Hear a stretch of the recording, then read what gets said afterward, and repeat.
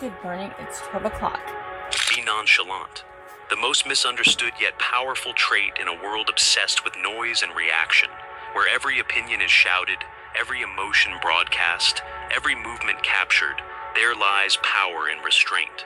The man who does not flinch, who does not chase, who does not show his hunger, is the one others fear the most. This is not about apathy. It is about control, composure, dominance disguised as disinterest. To be nonchalant is not to care less, but to care selectively, to conceal intent, to remain unreadable. Machiavelli understood that appearances are weapons. He taught that the prince must learn to seem composed, even when chaos surrounds him. Because once others see your desperation, they can manipulate it.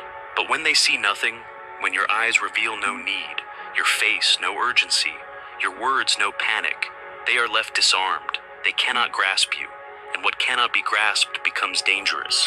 The nonchalant man holds his power in silence. He speaks with economy. He acts with calculation. He does not rush to fill the air with noise, nor does he display the full range of his emotion. He is disciplined. He is deliberate. While others react to every slight, every rumor, every shift of the wind, he remains still. Not because he is passive, but because he is watching, judging, waiting. There is strength in making others uncertain, in becoming the question that lingers in their mind. Why doesn't he react? Why doesn't he chase? Why doesn't he care? Their confusion becomes his advantage, their curiosity, his control.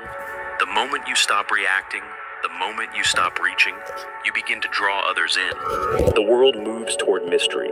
It avoids the predictable and clings to the unknown. Machiavelli never advocated for emotional transparency. He wrote that a ruler must know how to hide his intentions. Nonchalance is the perfect disguise. It is not an absence of emotion, but the mastery of emotion. It is showing nothing while feeling everything. Thinking deeply while appearing detached. Holding the upper hand while pretending not to notice. When you are nonchalant, you dictate the emotional climate. Others must guess how you feel. They must guess what you want. You offer no tells, no obvious signs, no openings. They play your game while believing they are playing their own. And by the time they realize it, they've already revealed themselves. Their cards are on the table. Yours remain hidden. This is psychological warfare. The one who seems to need nothing is often the one who controls everything. Because what you appear to lack, others rush to provide. What you pretend not to want, others try to give. Your detachment creates pursuit. Your silence creates tension. Your calm creates authority.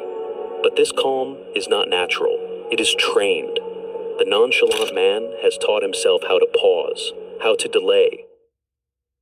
I often ask women, where do you want to be when you're 80, 90, or even 100 years old? We want to be self-sufficient. We want to be strong. We want to be independent. We want to have our wits about us. So if we look at taking care of our foundational health now, it steps to being that way, being independent and self-sufficient when we're in our older years. When we look at the Women's 3, it's just a very simple way of taking care of those basic needs. How to delay, how to observe. He has built distance between his emotions and his expressions. He does not confuse urgency with action. He does not confuse visibility with influence. He moves only when it matters. And when he moves, people notice. You cannot beg for respect and expect to receive it. You cannot plead for attention and maintain dignity. The man who is truly confident, truly in control, appears to care less. Even when he cares deeply, he never shows it too soon. He understands that emotion is a currency, and he spends it with precision. The world respects what it cannot fully understand, what it cannot predict, what it cannot dominate. The nonchalant man becomes a symbol of this resistance. He is the embodiment of discipline in an age of impulse. He is the ghost in the room full of noise, the one who reveals nothing, yet sees everything. And in a world that's constantly shouting to be heard, the one who says the least often commands the most. If this idea challenges the way you see confidence, leave a comment. Tell me how you've seen nonchalance play out in your own life. And if you want to go deeper into the minds of history's most disciplined thinkers, my book, Guided by the Greats, A path to self-growth is linked in the pinned comment and video description. It's your next step toward composure, power, and lasting clarity. Now, let's go further. Nonchalance is not born from arrogance. It's born from clarity. The man who sees clearly has no need to react. He has already calculated the outcome. He has already accepted what can be controlled and discarded what cannot. There is no internal chaos to manage, so his external world remains still. He becomes untouchable, not because nothing affects him, but because he refuses to be seen flinching. Most people wear their insecurities on their sleeve. They apologize before they speak. They laugh too loud. They overshare. They look for validation before they've earned it. But the nonchalant man moves through the world differently. He doesn't look around to see who's watching. He doesn't adjust his posture for approval. He stands as though he belongs, because he has already decided that he does. This composure is unnerving. It threatens the frantic. It exposes the insecure. Because while others are trying to prove something, he proves nothing. He simply is. And in a world addicted to attention, to resistance, to drama, the man who refuses to be shaken becomes impossible to ignore. Machiavelli wrote that, "It is not enough to be strong. One must appear strong. In the same way, it is not enough to feel composed. One must appear unmoved, because the appearance becomes reality. If others believe you are in control, they treat you as if you are. If they believe you are unaffected, they begin to question their own behavior. You control their perception by mastering your own expression. Nonchalance is not a costume you put on. It's not an act for approval. It is the product of a mind that no longer chases what does not matter.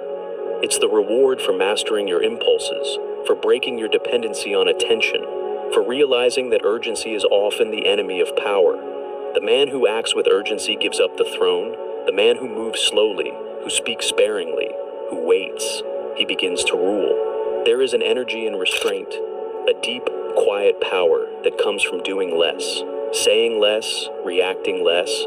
Every time you withhold an emotional response, you take ownership of yourself. Every time you let someone else reveal their motives while you remain still, you gain insight. And insight is the currency of advantage. Others may call it cold. They may call it distant. But the nonchalant man does not flinch at misunderstanding. He is not here to be liked. He is here to win. And winning, in the Machiavellian sense, is not about having more. It's about outlasting, outmaneuvering, outwitting. Do not mistake nonchalance for passivity. It is not weakness. It is patience with teeth, a kind of focused detachment that only the disciplined can hold. It says, "I am not threatened by what you do. I am not compelled to prove anything. I am not afraid to let silence speak for me. In every room, there is one man who does not compete. He doesn't jump into every argument. He doesn't chase every opportunity. He doesn't offer his opinion unless it's worth more than the silence it replaces. That man owns the room. Because his energy is rare, his presence doesn't beg. It commands.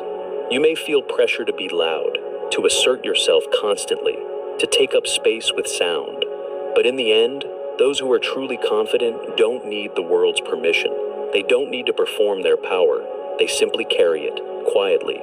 And when that kind of quiet walks into a room, they don't want you to know this, but this could cause you to lose your SSI benefits next month.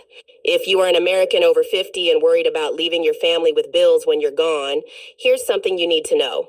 The system doesn't want you to know about this, but I'm here to leak the details. My dad is on fixed income at 59, and he just received a check for $25,000. He was shocked and thought it was a mistake, but it's real, and it's because of the 2025 final expense benefit. It's exclusive to hardworking Americans over 50, and it's designed to help cover funeral costs, medical bills, and anything else your family might need.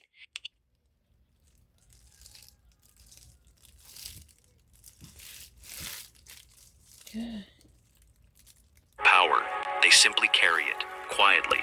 And when that kind of quiet walks into a room, everyone notices. Nonchalance is often mistaken for arrogance, but it is not built on ego. It is built on mastery, the mastery of timing, of presence, of expression.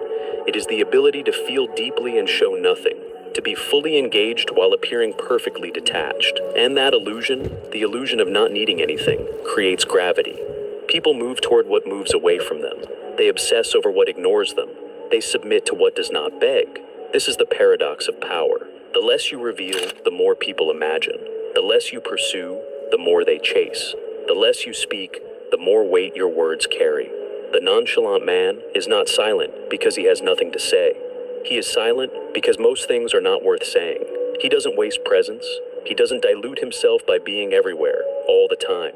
He waits. He appears when it counts. And when he does, people pay attention. Machiavelli warned that the appearance of virtue is more useful than virtue itself.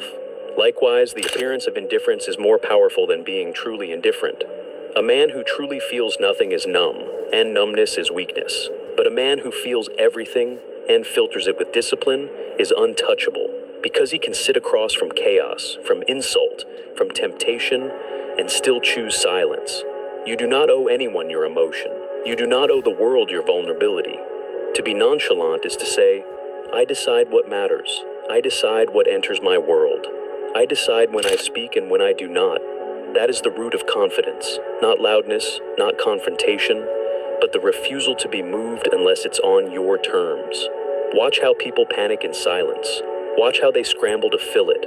Watch how they confess too much, try too hard, give away the game because they can't stand not knowing what you're thinking. That is the leverage nonchalance creates.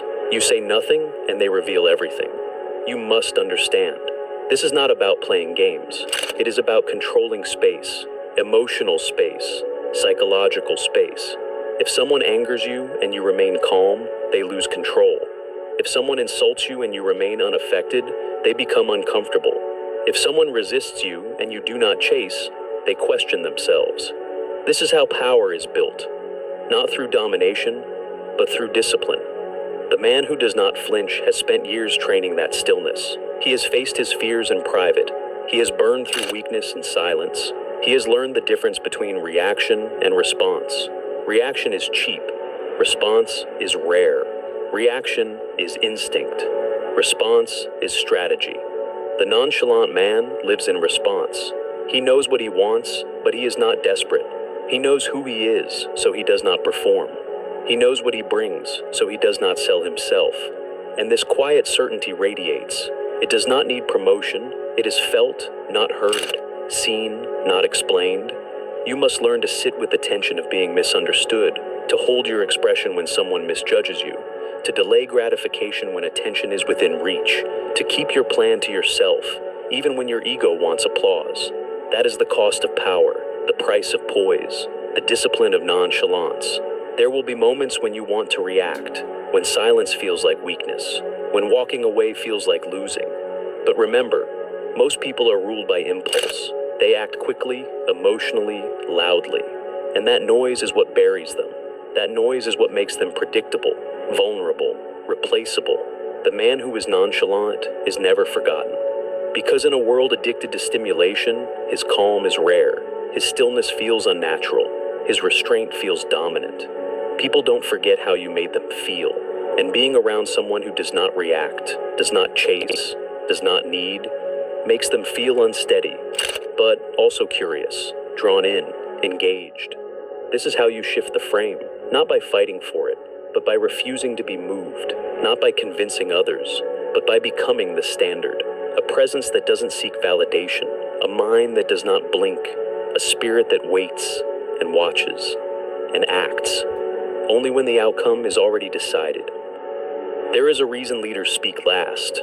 There is a reason the strongest men don't shout. When you are truly powerful, guess which student has a better chance of getting into an Ivy League school? First, take a look at Zach. He's valedictorian, National Merit Scholar, and he's president of the debate team. He's got a 4.4 weighted GPA and a near perfect score on the SAT. Most people would think if anyone could get into an Ivy League school, it'd be Zach. And on the other hand, take a look at Sarah. She doesn't have the best GPA or test scores, but she has things that Zach doesn't. She picked the right AP class.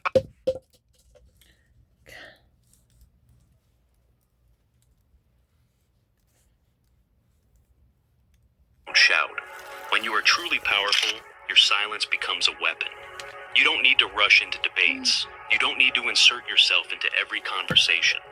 You let others exhaust themselves trying to be seen. And when the dust settles, when the noise dies down, you are still standing. calm, clear, unshaken. The nonchalant man is not rushed by time, nor swayed by popularity. He understands that the world is frantic by nature. People are impulsive, insecure, reactive. They chase trends, approval, attention. But when you rise above that, when you appear immune to the rush, you become magnetic. You stand out, not by demanding attention, but by mastering your presence. Machiavelli understood this balance. He knew that to rule, a man must be feared more than loved, but without becoming hated. Nonchalance walks that line perfectly. It inspires respect without needing affection. It holds power without needing volume. Because power built on mystery is more durable than power built on noise. When you speak, your words carry more weight. Not because they are louder, but because they are rarer. When you act, your movements have more impact. Not because they are grand, but because they are deliberate. The nonchalant man does not waste himself. Every expression, every gesture, every moment of attention is measured, and that makes his presence feel sacred. People crave certainty. They look to others to feel safe, to feel guided, to feel anchored. The nonchalant man provides that, not through reassurance, but through stillness. He does not explain himself. He does not overclarify. He lets his actions speak and his silence echo. And in that quiet confidence, others find stability. Even if they don't understand it, they feel it. You must learn to become the eye of the storm, the calm center in a world of chaos, not by pretending to be above it, but by mastering your own reactions. Every time you resist the urge to speak, you gain control. Every time you walk away without responding, you grow in strength. Because most people are slaves to emotion. They follow every impulse. But the nonchalant man rules over his instincts. That is why he commands the room, because he commands himself. Even in relationships, nonchalance is power. Not the cold shoulder, not emotional manipulation, but emotional sovereignty. The ability to care without clinging, to love without losing yourself, to be fully present without being fully exposed. When you hold your center, you create polarity, tension, depth. And in that space, others are drawn closer. Not because you chase them, but because you don't. There is a beauty in not needing, in being whole before anyone arrives, in not performing softness just to be accepted. The nonchalant man is not unkind. He is simply unshaken. His peace is not a strategy. It is a state of being, earned through trials, through loss, through quiet battles with the self. And that inner victory cannot be stolen. Machiavelli taught that fortune favors the bold, but boldness does not always roar. Sometimes boldness is refusing to be provoked, refusing to be baited, refusing to lower yourself to the level of those who are desperate to pull you down. That restraint, that quiet refusal, is one of the boldest things a man can practice. The world will test your calm. It will insult you, dismiss you, misunderstand you. It will try to trigger you into reaction, into proving, into explaining. But the test is not about how loud you can fight. The test is whether you can walk through it all, silent and unmoved, eyes forward, shoulders steady, intent focused. That's what makes you rare. That's what makes you remembered. Not the noise you make, but the calm you keep. Not the approval you chase, but the gravity you carry. You do not become nonchalant by accident. You become nonchalant by design, with patience, with pain, with purpose. Power is quiet. Real power moves without sound. It does not explain itself. It does not seek applause. It does not chase validation. It simply exists, immovable.